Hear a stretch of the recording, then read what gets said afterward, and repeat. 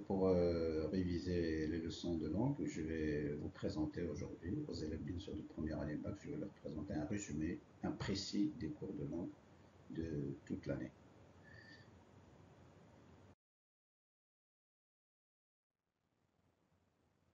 Pour commencer ce précis, on va parler de l'énonciation, bien le discours et le récit.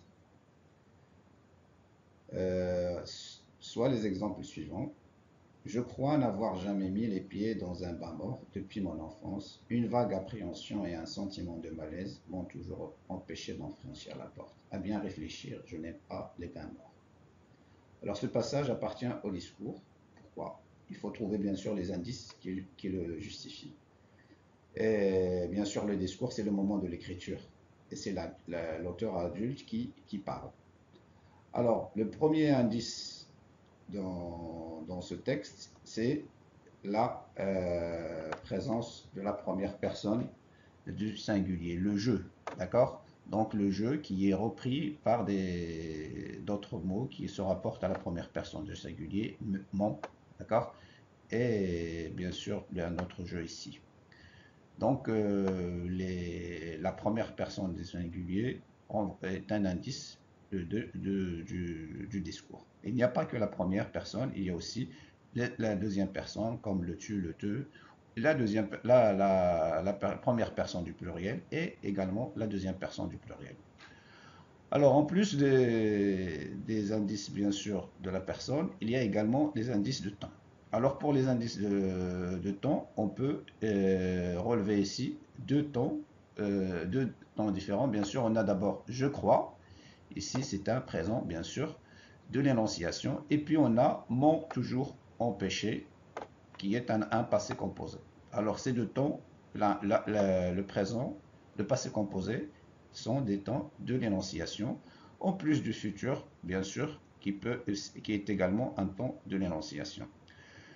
Le troisième indice qu'on peut relever ici, c'est l'indicateur temporel. Alors on a ici depuis mon enfance. Donc la présence de depuis mon enfance montre bien sûr qu'on parle du moment présent par rapport au présent. Donc depuis l'enfance, on voit également au temps de l'énonciation. Et enfin, on peut également signaler la présence des modalisateurs. Dans le discours, on constate la présence de modalisateurs comme jamais, l'adverbe bien sûr, comme je n'aime pas, je n'aime pas. Donc on constate l'implication de celui qui parle dans son euh, texte. D'accord?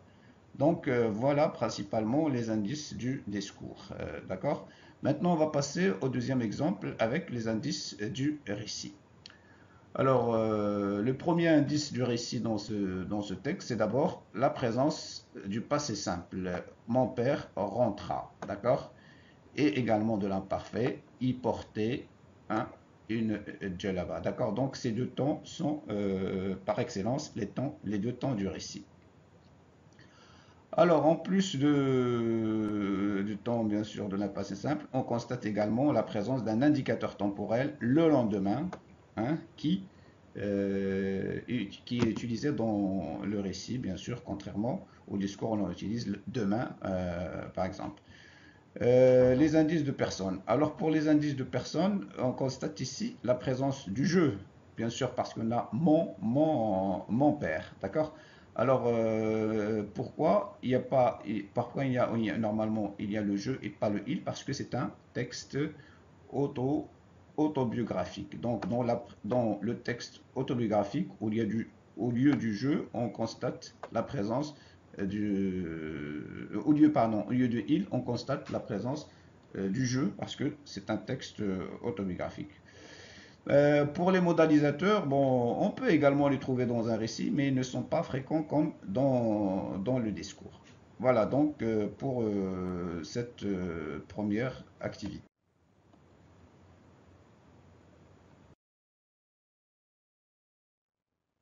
Alors passons maintenant à la deuxième activité, c'est le discours indirect libre. Alors pour le discours indirect libre, normalement, pour comprendre les discours indirect libre, il faut d'abord connaître le discours direct et les discours indirects. parce que normalement, tous les trois appartiennent à ce qu'on appelle le discours rapporté. Alors, on va voir qu'est-ce qui distingue le discours indirect libre dans cet exemple. Ma mère discutait à demi-voix avec son ami. Je n'osais pas m'en approcher, j'entendis le mot pacha plusieurs fois au cours de leur mystérieux dialogue. Ce mot m'impressionnait, me mettait mal à l'aise. Le pacha n'est-il pas ce personnage cruel qui faisait bastonner les gens au gré de sa fantaisie, les mettait dans un cachot noir avec un pain d'orge et une cruche d'eau, les laissait dévorer par les rats? Alors, les paroles dans ce passage, qui est en rouge, sont rapportées au discours indirect libre.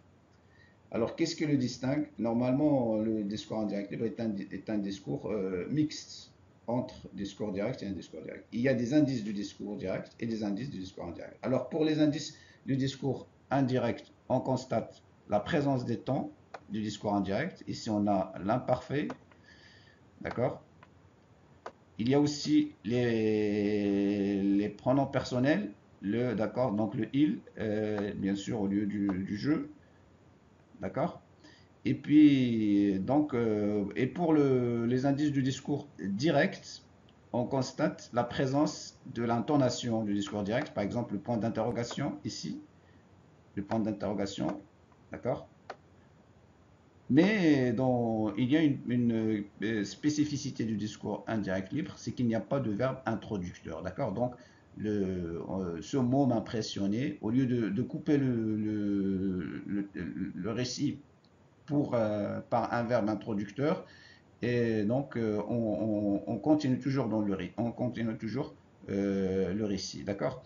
Donc c'est ça la spécificité du discours indirect libre. Donc pour récapituler, dans le discours indirect libre, les paroles sont rapportées comme au discours indirect, les temps, les pronoms personnels, mais avec l'intonation du discours direct, interrogation, exclamation, l'absence du verbe introducteur et du mot subordonnant, ça veut dire le que, le si, et ils sont bien sûr absents dans le discours indirect libre. Alors maintenant, quel est le rôle du discours indirect libre dans le récit? Il permet de ne pas couper brusquement la narration et garde une vivacité proche du discours direct, et également permet de retranscrire les pensées intimes d'un personnage comme dans un dialogue.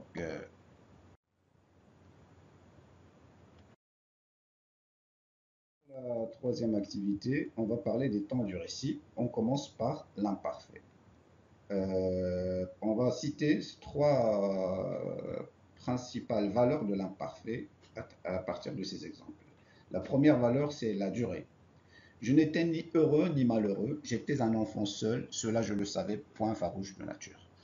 Alors la durée veut dire tout simplement que l'action est indéterminée, on ne sait ni le début ni la fin de l'action, qui se déroule bien sûr sur un temps assez long.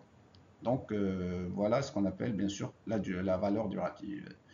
La deuxième valeur, c'est la description. Pour décrire un décor, pour décrire des personnages, on utilise également l'imparfait dans le passé. Le toit de tuiles vertes qui couvrait le mausolée se dressait dans un tendre azur où batifolaient les nuages blancs. Et troisième et dernière valeur, l'habitude ou la répétition. Mon père se levait toujours le premier. Donc le verbe se lever est un imparfait, mais suivi d'un adverbe toujours qui montre la répétition, bien l'habitude de la répétition, bien sûr, de l'action. C'est le passé simple. Alors le passé simple se différencie de l'imparfait par sa ponctualité, sa brièveté, sa précision. Donc, il indique des actions qui sont brèves et précises dans le passé. Dès notre arrivée, nous grimpâmes sur une vaste estrade couverte de nattes. Donc, l'action de grimper ne prend pas beaucoup de temps. Donc, c'est une action rapide et ponctuelle.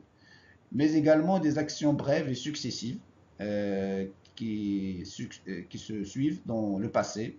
Le maître ouvrit les yeux, bâilla, distingua au milieu de toutes ces voix celle qui déformait une phrase vénérée, rectifia le mot défectueux. Donc on a quatre actions successives qui sont toutes les quatre courtes, mais aussi bien sûr rapides. Donc, pour récapituler, le passé simple est plutôt l'action de la rapidité des actions qui se succèdent dans le passé et sert généralement à faire avancer le récit. Par contre, l'imparfait est plutôt le temps de la, qui sert bien sûr à plutôt ralentir le récit, hein, et permet également de poser un décor. C'est ce qu'on appelle une pause dans le récit de façon générale. Notre activité, ce sont bien sûr les figures de style. Alors, je vais me limiter ici à quatre figures principales euh, qui reviennent généralement dans les examens régionaux. Ses yeux aux lentilles noires comme les ailes du corbeau. Alors, on constate ici la présence d'une comparaison, et bien sûr, ce qui les montre, c'est la présence de comme. Alors, c'est quoi une comparaison? C'est un rapprochement entre deux éléments, comparé et comparant, pour en faire ressortir soit la ressemblance ou la différence à l'aide d'un outil. J'avais peut-être 6 ans, ma mémoire était une cire fraîche. Et si normalement, il y a la mémoire qui a comparé à la cire, mais avec l'absence de l'outil de comparaison, donc il s'agit ici d'une métaphore. Alors c'est quoi une métaphore? C'est une comparaison abrégée, ça veut dire simplifiée. Le procédé grammatical ou lexical de la comparaison a disparu et la métaphore se réduit parfois à un seul mot qui sert à créer des images. D'accord. Donc généralement la métaphore, c'est une sorte d'image qu'on crée à partir d'une réalité. Troisième figure de style, des torrents de larmes inondèrent le visage de ma mère. Alors les torrents, normalement, on désigne une eau qui est trop forte, d'accord? Et si normalement, on considère bien sûr les larmes comme des torrents, ce qui donne à la phrase une certaine exagération. Donc il s'agit tout simplement d'une hyperbole. Alors l'hyperbole amplifie, exagère volontairement l'expression pour frapper l'imagination du lecteur. On peut bien sûr l'utiliser pour valoriser ou dévaloriser un objet ou une idée. Les marguerites dodues qui offrent au soleil leur cœur d'or. Alors les marguerites sont des fleurs, et ici normalement on utilise le mot cœur pour les désigner. Donc on leur donne un aspect humain, on les personnifie. Donc il s'agit d'une personnification. Alors la personnification attribue à un objet ou à un animal des caractéristiques humaines pour créer la vivacité. Alors pour les effets, bien sûr on pose aussi des questions sur l'effet créé par une figure de style. Alors l'effet dépend toujours du contexte de la phrase. Alors par exemple pour cette première phrase, ses yeux aux lentilles noires comme les ailes du corbeau. Bien sûr, quel est l'effet créé ici? C'est pour montrer la beauté des yeux, des cils, etc., etc. D'accord? Donc ici, il s'agit plutôt d'une valorisation des cils et des yeux de l'enfant. Dans la deuxième phrase, j'avais peut-être 6 ans, ma mémoire était une cire fraîche. Alors ici, pour montrer la force de la mémoire, on la compare à une cire fraîche. Donc la même chose ici, on veut mettre en valeur la force de la mémoire de l'enfant. Donc il s'agit également d'une mise en valeur des torrents de larmes inondèrent le visage de ma mère. Alors ici, pour l'hyperbole, comme on a dit, il intensifie soit la joie, s'il s'agit de larmes de joie, ou bien le malheur aussi, la peine de la mère. Donc ça dépend du contexte de la phrase. La personnification, généralement, on essaie de créer une vivacité, de donner un aspect humain à quelque chose. Et bien sûr, il peut également valoriser ou dévaloriser ou créer bien sûr une ambiance dans le récit. Maintenant, une autre activité, celle des tonalités ou les registres. Alors, lorsqu'on dit registre, c'est généralement l'impression, le sentiment, l'émotion provoquée par un texte. D'accord? Donc, on peut, en lisant un texte, ressentir une sorte le désir de rire, d'accord? Ou bien on peut ressentir de la pitié, on peut ressentir de la tragédie, etc., etc. Alors c'est ce qui, normalement, euh, définit le registre d'un texte. Alors on commence par le comique de mots, qui on peut trouver dans le discours théâtral, mais aussi dans les romans et dans des textes variés, comme dans Le dernier jour d'un condamné, l'argot des détenus, il y a beaucoup de mots qui peuvent susciter un certain comique chez le lecteur. Dans Antigone, le langage du garde, qui utilise un langage parfois plutôt familier, hein, et obscène aussi parfois. Donc le registre comique cherche à faire sourire ou rire, amuser, souvent dans un but critique. Deuxième registre, du registre ironique. Alors le registre ironique, bien sûr, se caractérise par une certaine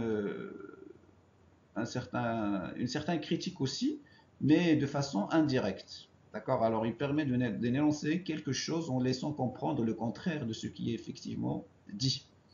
Alors on prend ici l'exemple. Du reste, on suppose qu'il y a de l'air et du jour dans cette boîte de pierre. Donc le condamné à mort qui décrit sa cellule, et bien sûr, on suppose qu'il y a de l'air dans cette cellule, dans cette boîte de pierre. Donc, et bien sûr, dans la boîte de pierre, il n'y a rien, il n'y a ni air ni soleil, d'accord. Ces bourreaux sont des hommes très doux. Donc, lorsqu'elle qualifie les bourreaux des hommes très doux, c'est pour tout simplement se moquer et pour montrer hein, une certaine violence, parce que normalement, des gens doux, ils ne vont pas vraiment tuer des personnes. Le registre pathétique, je laisse une mère, je laisse une femme, je laisse un enfant, une petite fille de 3 ans. Alors en disant cette phrase, le lecteur normalement, en lisant cette phrase, le lecteur va bien sûr ressentir la peine, la douleur du condamné, d'accord. Donc il va bien sûr, c'est un texte qui va toucher, une phrase qui va le toucher, qui va toucher ses sentiments. Donc il s'agit d'un registre pathétique. Tous les enfants de ton âge auront un père excepté toi. Alors le registre pathétique cherche à susciter la pitié, à toucher les sentiments. D'accord. C'est pour cela qu'on trouve bien sûr un lexique, un champ lexical de la douleur et des sentiments. Le registre tragique. Alors le registre tragique qui est beaucoup présent dans le théâtre. Sentiment de la fatalité du destin, présence de la mort, absence d'issue.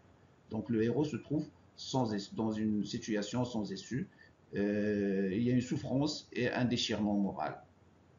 D'accord. Devant la catastrophe. Alors on va prendre le passage d'Antigone. Il ne savait pas qu'il ne devrait jamais exister de mari d'Antigone sur cette terre et que ce titre princier lui donnait seulement le droit de mourir. Alors, à partir de ce passage, on constate déjà qu'Antigone va mourir inévitablement, bien sûr, parce que c'est un personnage tragique. Alors pour terminer, on va bien sûr parler de registre polémique. Alors lorsqu'on dit la polémique, ça veut dire qu'il y a toujours de l'argumentation. Alors il y a l'opposition de deux arguments, bien sûr, et une confrontation. Alors je prends l'exemple ici du dernier jour d'un condamné, lorsque le condamné s'adresse à ceux qui se tiennent la guillotine. Ils disent que ce n'est rien, qu'on ne souffre pas. Y a-t-il des morts de leur façon qui soient venus les remercier et leur dire c'est bien inventé? Donc le narrateur avance d'abord les arguments des partisans de la peine de mort et puis il leur oppose des contre-arguments. Donc il s'agit ici d'un registre polémique. On arrive à la leçon des niveaux de langue. Alors généralement c'est une leçon que, que vous avez déjà étudiée les années précédentes. Alors pour le niveau courant, c'est un niveau qui se caractérise par l'emploi d'un code habituel, commun au plus grand nombre, sans recherche de relâchement. C'est la langue de la presse, des médias, d'accord, de tous les jours, si on peut dire. Je prends un exemple d'Antigone. Voilà, ces personnages vont vous jouer l'histoire d'Antigone. Antigone, c'est la petite maigre qui est assise là-bas et qui ne dit rien. Elle regarde droit devant elle, elle pense. Donc, on a des mots qui sont accessibles à tous et une syntaxe bien sûr correcte. Le niveau familier, lui, il sort un petit peu de la langue courante. Il correspond à la langue des échanges quotidiens. Sans contrôle, il est relâché, emploi d'abréviations, de mots anglais, simplification de la syntaxe, parfois même on ne respecte pas les règles hein, et les temps. Alors on peut prendre par exemple l'exemple de l'argot, du verlan, qui peuvent peut-être considérés comme un langage familier. Alors prenons l'exemple de la nourrice. dans ce passage. Ah, c'est du joli, c'est du propre, toi, la fille d'un roi, donnez-vous du mal pour les élever. Elles sont toutes les mêmes. Tu n'es pourtant pas comme les autres, toi, à t'attifer toujours devant la glace. Mon Dieu, cette petite, il n'est pas assez coquette. Les garçons le verront qui se mènent. Ils me la laisseront sur les bras. Qui est-ce? Un voyou, hein? C'est ça, hein? C'est ça? Alors on constate un relâchement dans le langage de la nourrice et des mots familiers, d'accord? Alors, le niveau soutenu, il se caractérise par l'emploi de mots rares, l'utilisation d'un lexique précis, parfois spécialisé, et d'une syntaxe rigoureuse. Alors, pour l'exemple, je vais prendre un exemple comme ça, par hasard, dans le dernier, dans Antigone. Je leur ai serré si fort qu'ils n'auraient jamais eu peur. Je te le jure, ni du soir qui vient, ni de l'angoisse du plein soleil immobile, ni des hommes. Alors on constate ici normalement la présence d'un conditionnel passé, et puis également de certaines métaphores, d'images, etc. Donc ce qui donne au passage une certaine euh, recherche dans le style. Donc c'est ce qui caractérise le langage soutenu, ou bien la langue soutenue, qui est généralement utilisée par des écrivains et des auteurs. Aux champs lexicaux. Un champ lexical est l'ensemble des mots qui se rapportent à une notion. Il comporte des mots de nature grammaticale différentes, des noms, des verbes, des adverbes, etc. Les sensations sont les façons de percevoir le monde extérieur au moyen des cinq sens. La vue, les sensations visuelles, ce que l'on voit avec ses yeux. L'ouïe, les sensations auditives, ce que l'on entend avec ses oreilles. L'odorat, les sensations olfactives, ce que l'on sent avec son nez. Le toucher, la sensation tactile, ce qui l'on sent avec sa peau hein. Et le goût, les sensations gustatives que l'on sent avec sa langue. D'accord? Alors, on va prendre ici deux exemples de champs lexical. La Laïcha, occupée de pièces de petite dimension au deuxième étage, un balcon donnant sur le patio, garni d'une balustrade en fer forgé, conduisait à la pièce principale. L'autre chambre s'ouvrait directement sur l'escalier. Alors, on constate ici la présence, bien sûr, de plusieurs mots qui se rapportent au logement. Alors, déjà le mot occupé. On a pièce, dimension, étage, balcon, patio ou patio. Les deux, on peut prononcer de deux façons. Balustrade, fer forgé, la pièce, chambre, et ainsi de suite. Escalier. Donc, on constate beaucoup de mots qui se rapportent au logement. D'accord. Donc, il y a un champ lexical logement. Dans le deuxième exemple, on constate également la présence du champ lexical de la lumière. Ce soir, la chambre de Fatma Bziouia brillait. Alors, on a le mot briller, éclat. Ma mère se leva, se dirigea vers la pièce d'en face. Je la suivis. Oh, merveille! Au centre du mur, une lampe, une flamme blanche, donc, etc. Une glace, un verre ébloui. Donc, il y a beaucoup de mots qui se rapportent à la lumière. Alors, le champ lexical sert généralement à créer une ambiance. Parfait. Alors, une dernière leçon plutôt de grammaire, c'est la phrase simple et la phrase complexe. On commence par la phrase simple. Alors, dans la phrase simple, on peut la diviser en deux types. La phrase non verbale et la phrase verbale. La phrase non verbale ne comporte pas de verbe. L'exemple, condamné à mort. La phrase verbale, elle comporte un seul verbe conjugué. Maintenant, je suis captif. Alors, la phrase simple ne comporte qu'un verbe conjugué. Elle est constituée d'une seule proposition dite indépendante. La phrase complexe, il est bien sûr divisé en trois types. Alors, la phrase complexe par juxtaposition. Alors, on prend l'exemple. Mon corps est offert dans un cachot, mon esprit est en prison dans une idée. Alors, on constate d'abord la présence de deux verbes conjugués ou plusieurs. Donc, c'est la définition, bien sûr, de la phrase complexe. Il faut qu'il y ait deux verbes conjugués ou plusieurs. Alors, ici, on a deux verbes conjugués dans la première phrase. Les propositions indépendantes sont séparées par une virgule, un point-virgule ou par deux points. La phrase complexe par coordination. On m'avait ramené sur la paille de mon cachot et j'étais tombé sur le champ dans un sommeil profond. Donc ici, on a deux propositions indépendantes reliées par un outil de liaison, conjonction de coordination, mais, ou, et, donc, or, ni, car, ou bien un adverbe, en effet, cependant, enfin. La phrase complexe par subordination, il se glisse sous toutes les formes où mon esprit voudrait la fuir. On a une proposition subordonnée, d'accord, où mon esprit voudrait la fuir, qui dépend d'une principale et se glisse sous toutes les formes. Donc, elle est introduite par un mot subordonnant qui est le ou. Alors, on passe maintenant à la subordonnée. On va voir quels sont les types de subordonnées. Alors, on a plusieurs types de subordonnées. La première, ça dépend du mot subordonnant, bien sûr, et la fonction n'est pas toujours la même dans toutes ces subordonnées. Alors, on commence par le subordonné relatif. Il est introduit par un pronom relatif, qui, que, dont, où, lequel, laquelle, lesquels, et elle a comme fonction complément de l'antécédent. Les propositions subordonnées complétives, elles sont introduites par que, et leur fonction, c'est un complément d'objet direct du verbe de la principale. Les subordonnées circonstancielles, bien sûr, il y en a plusieurs.